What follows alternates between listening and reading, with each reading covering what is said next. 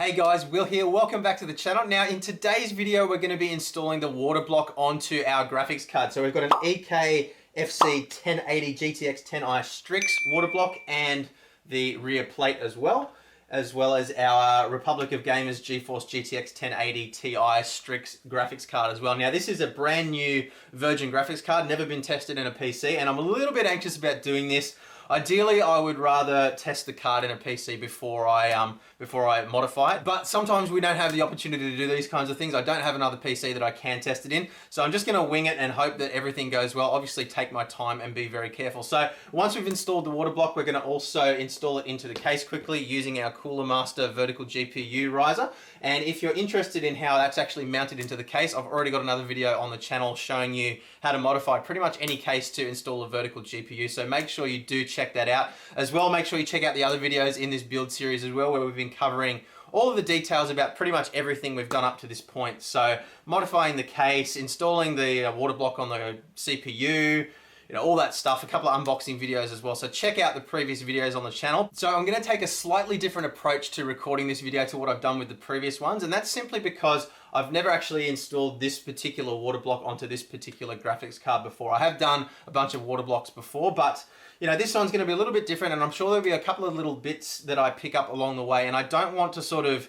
explain what I'm doing as I'm doing it in real time, make mistakes, and then communicate those errors across in a video. So I think the video is going to be a lot more efficient and beneficial to you guys if I record what I'm doing and then edit it and then actually record a voiceover afterwards explaining what I've done and sort of the tips and the tricks that I learned along the way to make it more efficient and as simple as possible. So anyway, all that aside, let's get stuck into the install.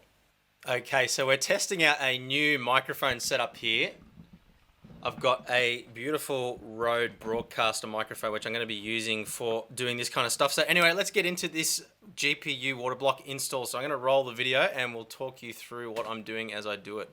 Okay, so first of all, and obviously, you need to make sure that the graphics card that you're working on matches the water blocks that you have. The last thing you want to have happen is pull your graphics card apart, find you got the wrong water blocks. So double check, make absolutely sure you've got all the right bits first. And you can see here, I'm checking, I've got the right parts, so we're good to go. So the next thing is to get all of our tools ready so that we know we have all the right stuff in the right place when we need it. The last thing you want to do is be fishing around for stuff when you've got things out of place. So we've got a set of screwdrivers here. We only need a Phillips head. We've got a set of pointy nose pliers as well, which we may need to insert some washers and unplug some stuff. We've got our little Q-tips here, which we can use to clean off the existing thermal paste. We've got our thermal compound remover as well. You can use isopropyl alcohol, but this stuff has a two-part sort of system which allows you to clean it and then prepare the surface to make sure there's absolutely no residue for the best possible thermal conductivity when you install your heatsink. So we'll use that. I also got out my Arctic Silver 5 thermal compound. As it turned out, I didn't actually end up using this because I was worried about conductivity with some little resistors that were surface mounted in the general area of the GPU. So I didn't end up using it. I ended up using the thermal compound that was provided with the heatsink, but that's completely up to you what you want to do with that. Now, the next thing we need to talk about here, which is really, really important, vitally important, is static protection. So you can see here, I've got my static strap, which goes on my wrist. It's plugged into ground, so the mat itself is grounded and my body is grounded as well through the strap. So if there's any static build up in my body, it won't discharge and zap the card. It'll go straight through the mat. And last but not least, I forgot to mention we also need a pair of scissors for cutting up some of our thermal strips. So with all of that stuff prepared, let's get into the install. So having a quick look at the instructions, they're written in pretty plain English, very, very easy to understand and pretty straightforward. There's no sort of Chinglish in there, very, very easy to understand. Now, one thing that I did notice is the amount of thermal compound that it requires that you install. It says to use this sort of cross pattern. And this is more thermal compound than I would normally use, but I'm going to go with their instructions simply because if I do what they say and something goes wrong, then it's up to them, not me. So that is all set. Let's start unboxing our GPU. So really, really nice box here. Nice set of manuals. It's really well presented, as is sort of to be expected from ASUS these days. I've always found their stuff to be really nicely packaged. So anyway, we don't really need to do a full unboxing because it's just a graphic card and a couple of cables. So we'll pull it out of its static wrapping here, set the box aside, and we are good to start our installation. So one thing I do like to do is try to keep my fingers off things as much as possible. I always try to pick up from the edges, don't touch the PCBs. Now this card doesn't have exposed PCB from factory anyway, but I just like to hold things from the side and try to minimize the amount of contact that I have with my grubby, oily hands. So just having a quick look at the card, it is a really, really sexy looking card. So let's get on with this installation. So the first thing that I like to do with these kinds of installs is unplug as much stuff as I can straight out of the box so that I'm not worried about snagging cables when I start to pull things apart. So we unplug our fan connector here. Now you might find that you need to use a pair of pliers to do this. I just used my bare hands, but there were two connectors on the side here that I unplugged. One of them is for the fan and one of them I believe is for the RGB lighting. So the second one, the RGB lighting is pretty flimsy, so just be a little bit careful when you unplug it, but use common sense, don't just yank at it. If it feels like it's too resistive, then try again, reevaluate, make sure there's no clip. In my case, there were no clips on this card, so it just pulled straight out, and you can see there, take note of the position of the two. There are a couple of other headers there as well. You don't want to try and plug it back into the wrong place if you do end up wanting to return the card to stock later on. So the next step now is to undo the 4 screws that are surrounding the actual GPU chip itself on the backplate. So you're reaching through the backplate, undoing those 4 screws, and then the 2 screws that are to the side as well. Now they are spring loaded, and there's also a little sticker on there as well that you can see in the video, which is a tamper sticker. Now I tried to remove the sticker and it just kind of crumbled. It's like a powder. So I just went with it. I just said, all right, look, if the warranty's void, the warranty's void. But look, it's completely up to you. You can try to heat it up with a heat gun and remove it. I didn't want to risk damaging anything else by doing that. And I'm very, very cautious with what I'm doing. I think there's minimal risk of causing any damage to the card anyway. So use your own judgment there, but just do note that that sticker is a tamper sticker. So if you do damage it, then, warranty is questionable. So, be careful. Now, I started off by undoing the 2 screws that are away from the GPU, closer to the VRM chips, just because those ones aren't spring-loaded and they're nice and easy to remove. So take those out, set them somewhere safe so you know exactly where they are. We don't want to lose them because we may want to put the card back together later on. And then we go to undoing the 4 screws, and you'll see I use a cross pattern here because these screws are spring-loaded and they're what mounts the water or the cooling block directly to the GPU. So undo them a little bit at a time, releasing those springs, going across pattern, so vertically across each time, or horizontally across, I should say. And yeah, just be very, very careful undoing these. So once you've gone and sort of undone them a little bit, you can then remove them the rest of the way and take them out. Don't lose the springs and don't drop the springs onto the card because you don't want to risk any damage there. And set them aside somewhere safe, continue on.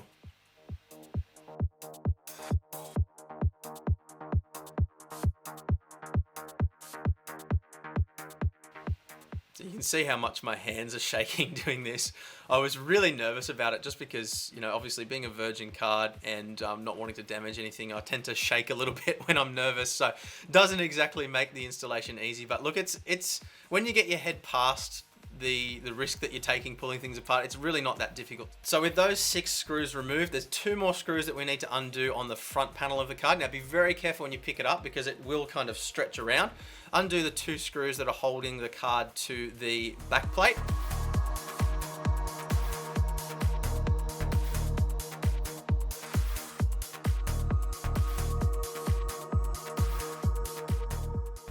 And at this point, the heatsink is completely loose from the card. So be very, very careful when you pick it up here. You don't want to be sliding things around and dropping them. Lift the card directly up off the GPU cooler.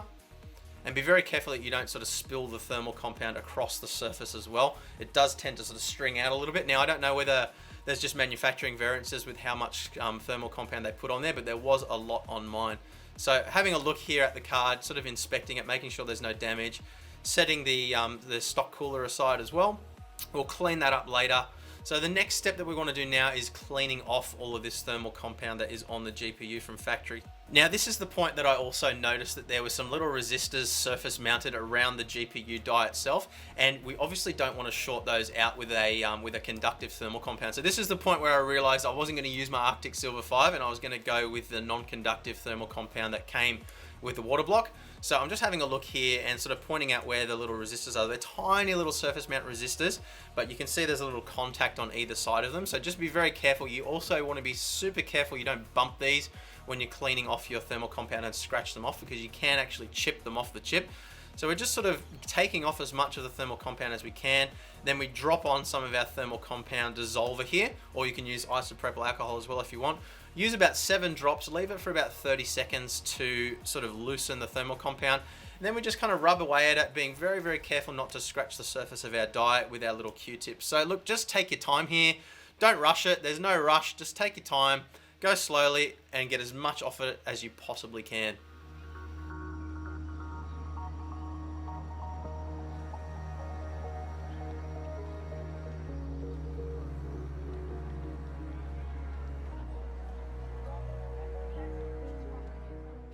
So it probably took me a good 5 minutes of just slowly cleaning, putting some more thermal remover on, and then, you know, just repeating the process over and over until I was happy with the surface being prepared. I also used a lens cloth a few times here as well, just to make sure that I was getting as much off as possible. The little Q-tips do tend to leave a little bit of lint behind as well, so just be very careful of that too. I think my hands had stopped shaking at this point. I was committed, I knew what I was doing, and I just wanted to get the job done. So I was a little bit more stable by now. So I'm just showing you here the surface preparer as well, which we'll put on last. We want to save that till very last after we've done our thermal strips for our VRMs and our RAM chips as well. So next we just want to undo the screws that are holding this plastic panel in place. So I'm just pointing them out in the video here for you now. So undo all of those. Now there's one more little black screw in the front corner as well, which is required to remove the back panel from behind the card. So these screws are actually going right through the card and into the back panel. So we undo those, that loosens the back panel, and then there's one more screw which kind of mounts it directly to the actual board itself. So we don't want to try and lift it off once we've taken off this plastic panel. Remove the plastic panel first, undo that additional screw, and then I'll show you what that screw looks like in just a moment, but undo that additional screw before you try to pull the rear cover away from the card. So the last little screw is just here, right down in that bottom corner. So we undo that as well, and then we can lift everything apart.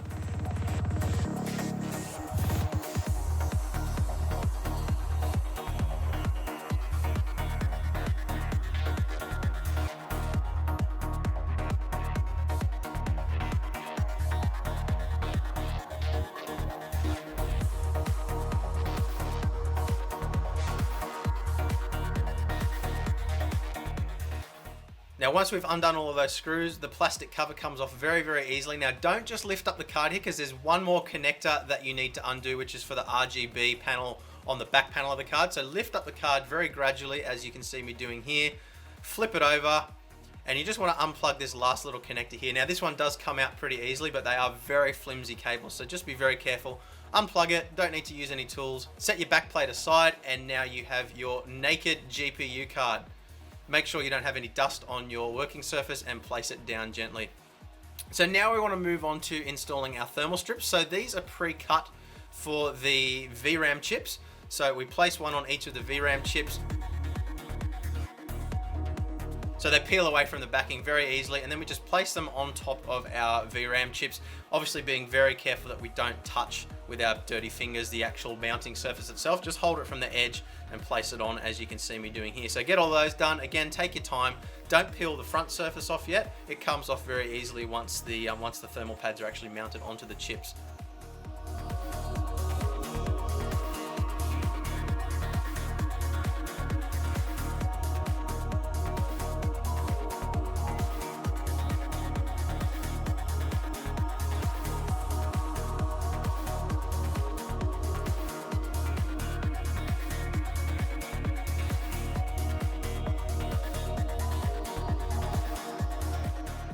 So one thing you will notice is that there is a gap between the chips on the right hand side. You can see there's only 3 VRAM chips there rather than 4, and there's sort of a mounting surface there. So don't put a thermal pad on there, because it's going to be completely redundant. So once you've done your VRAM, it's time to mount the strip across the VRM chips. So you'll need to cut that to the right length. So the length here isn't super critical. Just do this by eye. Cut it to roughly the right length and just stick it down over those VRM chips. Very, very simple to do. And again, we're going to peel the front cover off once we're done.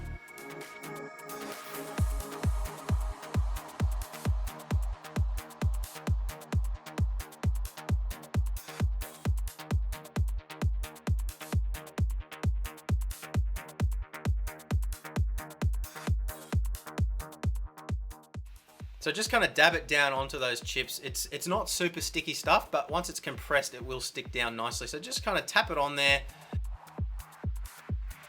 So there's 2 more chips on the left-hand side here that you're also going to want to cover with thermal tape as well. So stick that on. Very simple once again. Just stick it down there.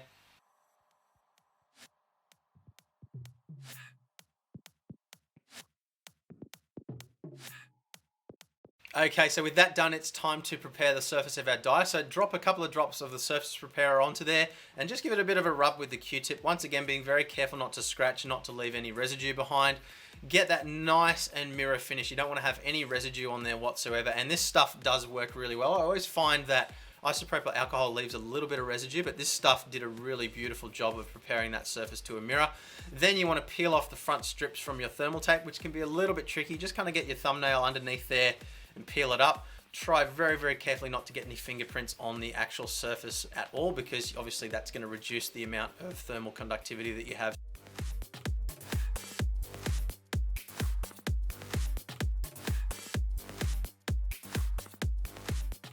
So once you're happy that the surfaces are all prepared and lint and dust free, it's time to get the water block out of the bag. We're going to follow exactly what the instructions said, which was to do a cross pattern.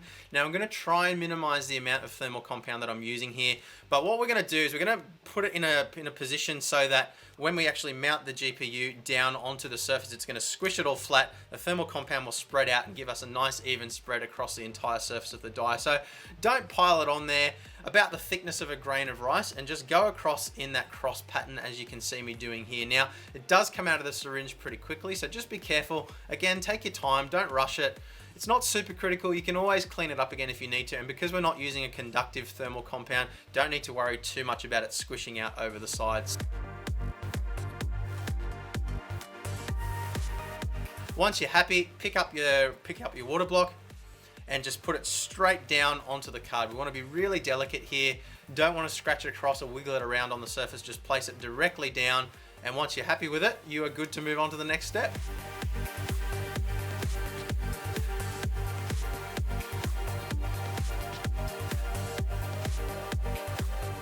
Alright, so the next part of this installation process involves flipping the card over. Now because we've got the mounting bracket on the left hand side here, we want to actually sit the card up on top of a box so that we can work on the back without the card being on an angle. So we're placing the box down underneath the card, then we're going to flip the card over on top of it. Now be very, very careful here, obviously, because the block itself is still loose. It's not fixed in any way, so very, very careful. Just flip it over, put it on top of your box, and then we can start actually mounting it down. Again, try to keep fingerprints off the back of the card as much as you can. You can see I'm trying to put my thumbs in areas where there's no chips, just to minimize the amount of contact that I'm having. And I'm aligning the card here with the screw holes to make sure that everything's aligned as closely as possible before I start screwing things down. So just, again, take your time, don't rush. It's very simple to do, but you do just want to be careful. So the next step now is to install the screws into the water block. So we're going to deviate a little bit from the instructions that come with the water block, because there's a separate set of instructions that come with the replacement backplate for the card as well as screws as well to mount that on. So we're going to leave the outside screws that I'm pointing at here free. We're not going to put those through because they'll come through later on when we install the backplate. So we're just going to work our way from the center, installing the 4 screws around the GPU, the 2 down the side, and then 1 more down the bottom as well. Install those screws, making sure that we put our little plastic washer in between as well. So just have a look at the instructions here, pay attention to what they're saying. We want to install those little plastic washers and then install the screws. And again, we want to use our cross pattern when we're mounting those screws in around the GPU, because we don't want to put too much tension in one direction and put strain on the corner of those GPU dies. Now they do split very, very easily, so we do want to be very, very careful here. This is probably the most critical part of the installation. If you screw down with too much force, you can do damage. So just be very, very careful. Use common sense here. Just needs to be tight enough that it's not going to come loose without putting excessive force on the card. And obviously, if you see things starting to twist or bend, back off and make sure your alignment's all good and start again.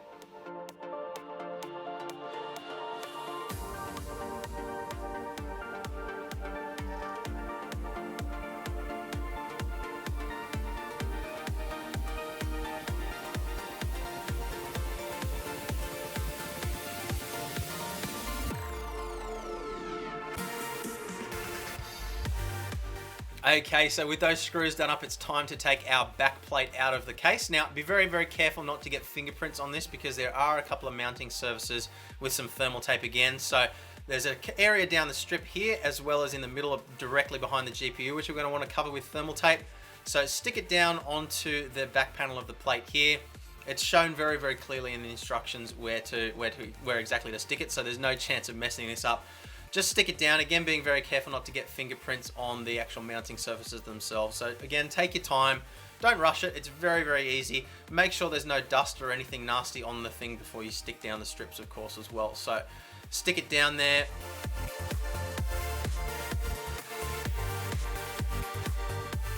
So behind the GPU itself, I improvised a little bit here. I wasn't happy with the thickness of the tape. I wanted to make sure that whole area was covered. So I cut a couple of different lengths of strips from leftovers and just kind of filled that whole area out to make sure that we were gonna have the best conductivity possible.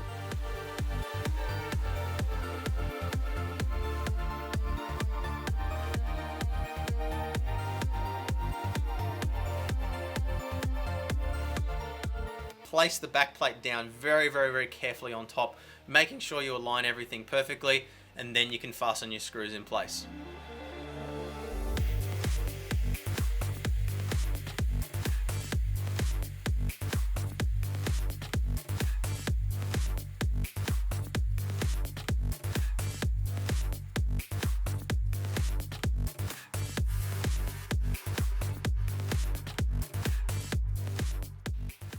Okay, so we are well and truly on the home stretch now, but there's one more screw that we need to install before we're done, and this one goes through from the front of the card through to the back.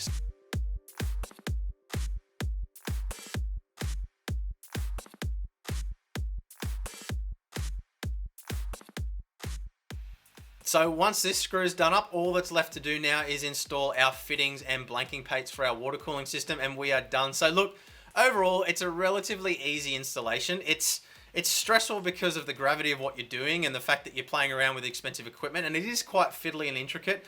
I'd say set aside an hour and a half to 2 hours to do this. You don't want to be distracted halfway through and mess something up. So just take your time. I think patience and taking your time is really the key here. The more time you spend, the more delicate you can be and the less likely you are to mess something up. But there's nothing here that requires any real skill. It's just patience, really. But look, the end result is awesome. The card looks fantastic. So let's move across now to the PC and we'll get this thing installed. Okay, so we're going to be installing it into our vertical GPU riser. So there's a couple little things that we need to do before we can actually do that. So, all right, so we want to take off the protection plate from the bottom of the graphics card like that. So we're going to install it into the mount, and then we're going to install the riser cable afterwards. So first step is to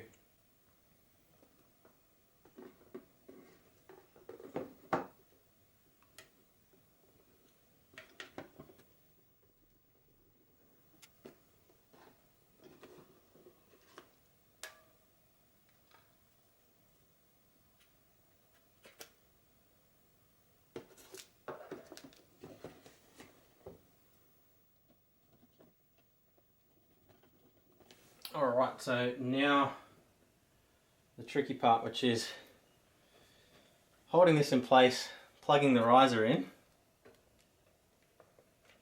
It shouldn't be too bad. I can kind of get in behind there. You're not going to be able to see exactly what I'm doing, but just plugging that riser in.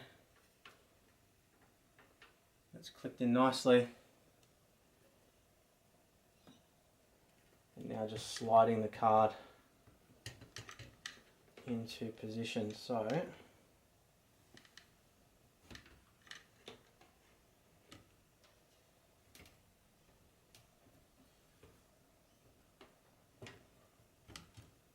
there we go, and it just clears that RAM. Whoo! That is so close. But if it fits, it fits.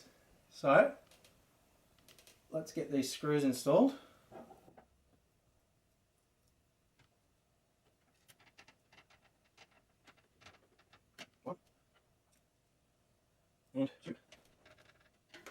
Oh yeah, that looks so good. Alright.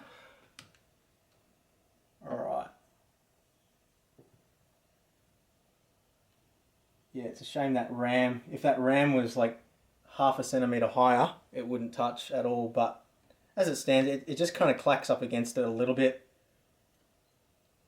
It's not touching it when it's mounted, but it's clacking up against it if you move the case. So I'm just going to have to be really careful. Now, we also need to make sure that the reservoir is going to fit in front. Now, when I measured it out, there was going to be a very, very, very slim margin there. So we'll just plug back in our RGB header again. Click this back in, and with a little bit of luck... Oh, yes. That is so close. I'm going to grab the camera and show you, because that is... Look how close that is. So we'll have our two pipes come up out of here. We've got our inputs and our outputs.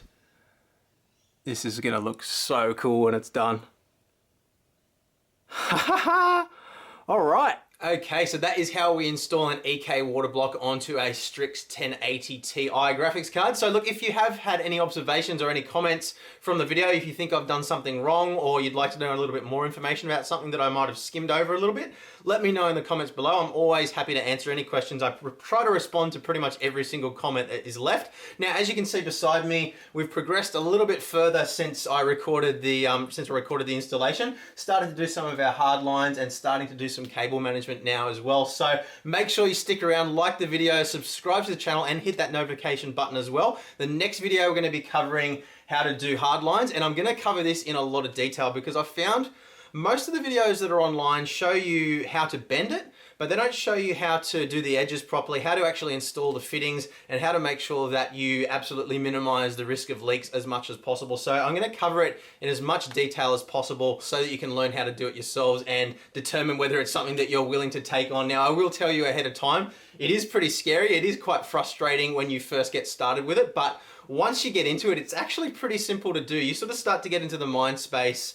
And it's a case of basically, you know, measure 15 times and cut once. You don't want to mess it up, but you know, if you do screw something up, the tubing is pretty cheap, so it's not as hard and as stressful as you might think it might be. And I've been finding it a lot less stressful than installing the water block on the graphics card, simply because, you know, there's very little risk if something goes wrong when you're first doing it. I mean, worst case, you might screw up some piping and it costs you 20 bucks for some more. So it's not like you're mucking around with thousands of dollars worth of hardware and risking something. Where it does obviously become critical is when you start doing your leak testing and everything. So you want to make sure you've done everything right. But look, we'll leave it at that for this video. I hope you have found it interesting and useful. As I said before, do like the video, subscribe to the channel, hit the notification button, and I will see you in the next one where we tackle these hard lines. See you later.